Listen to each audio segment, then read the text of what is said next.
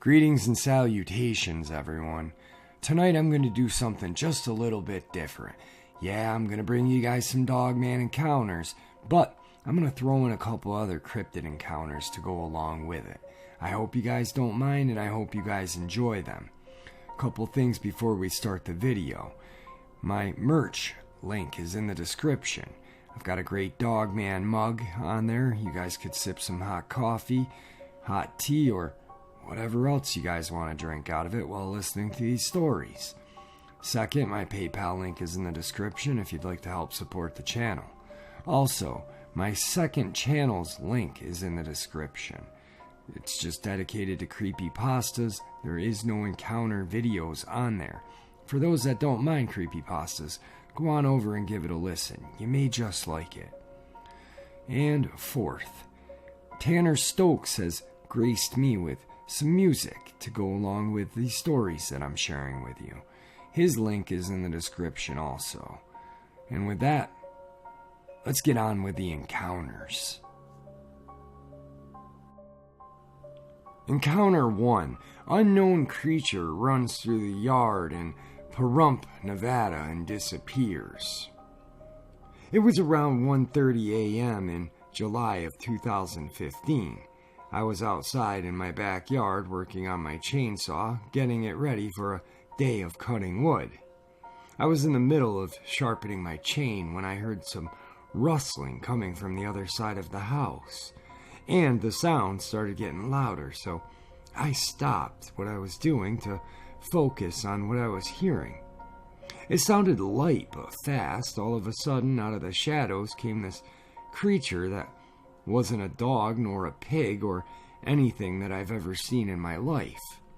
This creature came running right up to me about 5 feet in front of me and made an almost perfect 90-degree left-hand turn. When it did that, I was able to take a good look at it. It was hairless and had an elongated nose with long ears and a long tail. All were hairless. I hate to say it, but after it made the left-hand turn, I made a turn to the safety of my house. I say it again, I have never seen anything like that. My wife was wondering why I flew through the door freaking out. I told her what I saw, so we both grabbed our flashlights after I was done changing my shorts, just kidding, and headed outside to try to find some tracks.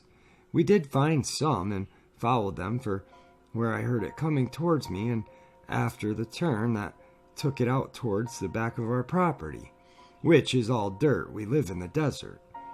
The tracks cut back towards the way it came from, and in the middle of the dirt, the tracks just stop.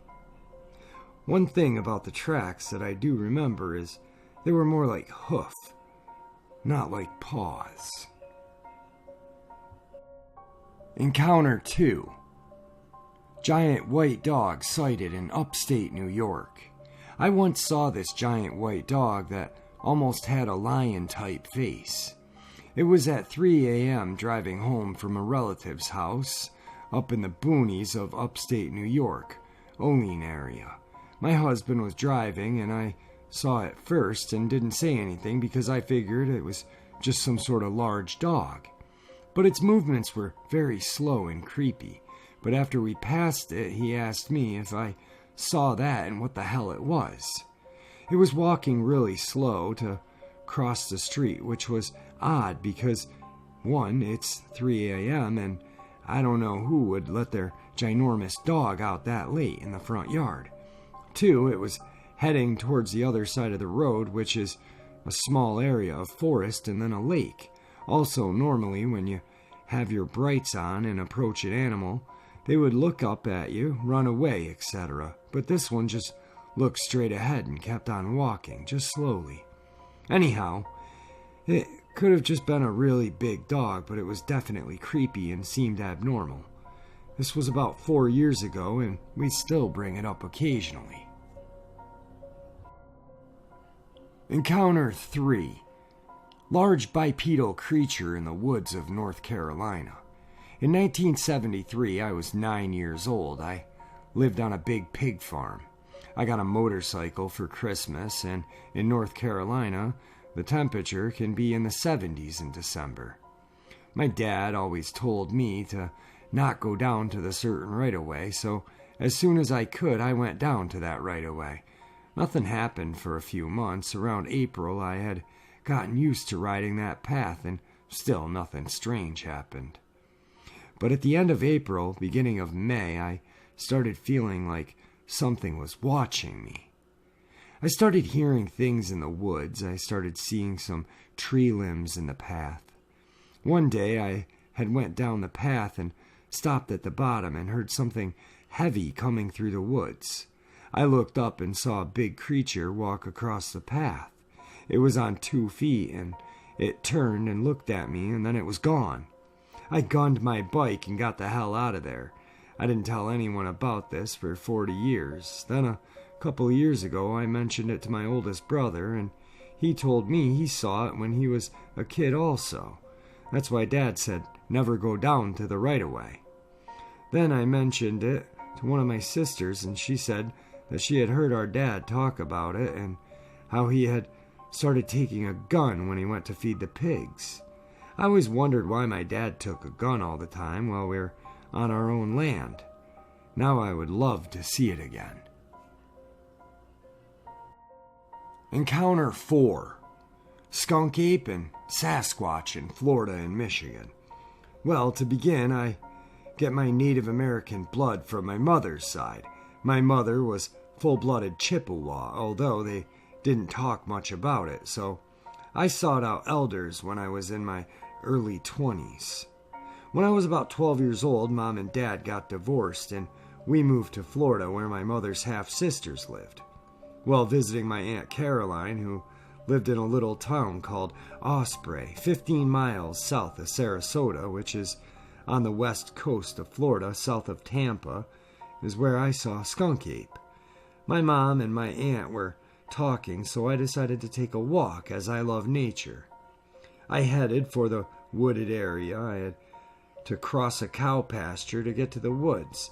About halfway across the pasture is when I saw this hairy man-like creature standing next to a palmetto bush, just staring at me. That is all I remember, because the next thing I know, I was walking on the street in front of my aunt's house. I never told anyone about this until years later. Again in my 20s, at my dad's house in Michigan, there was a summer of strange events.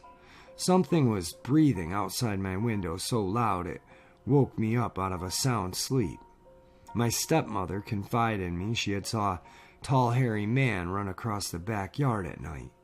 My dad had 2 different events where something was making a high-pitched noise and slapped the side of the trailer.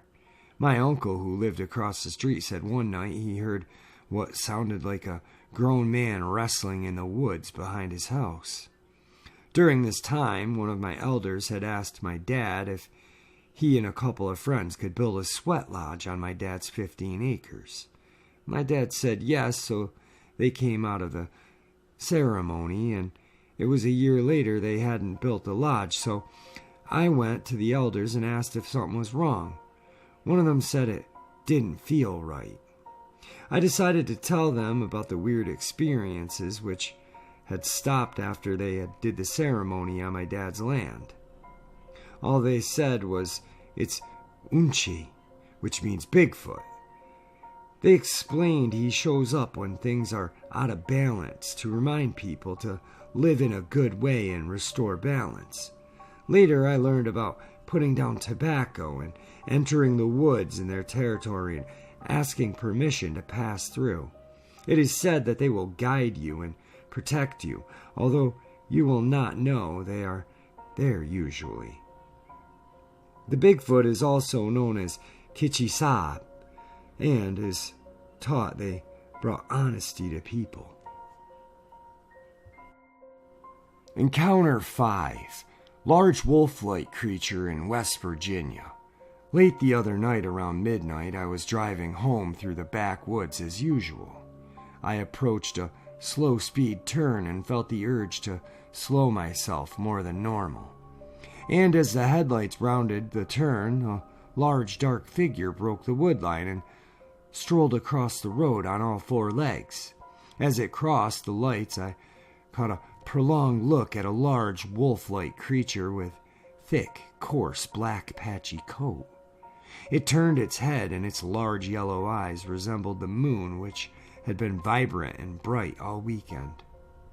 The shoulders stood approximately 4 to 5 feet tall. Its body was as long and lean, not including the head or tail.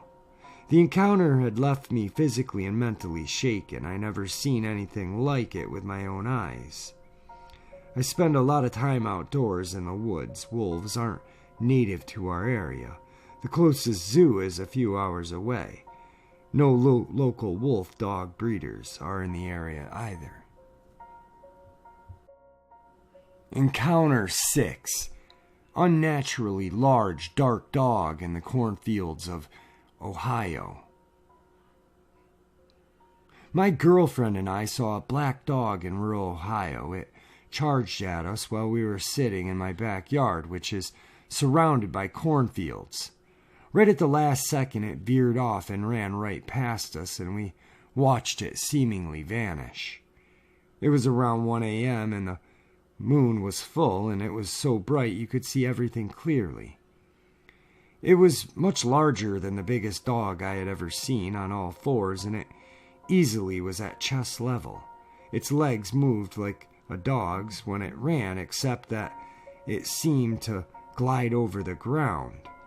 It was eerily quiet at night, and it made not even the faintest sound the entire time. Something that large would have to make a sound, at least a breathing sound or something.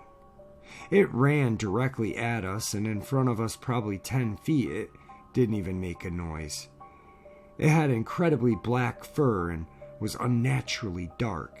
The next day I found out that my great aunt passed away around the same time that night at the hospital.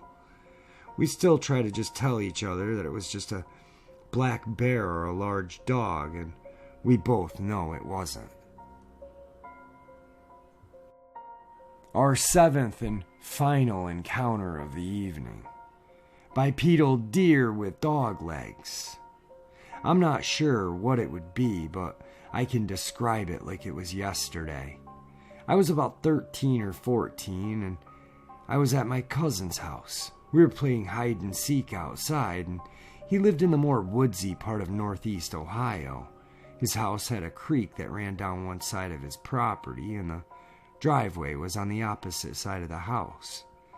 It was getting dark, and I was the one searching.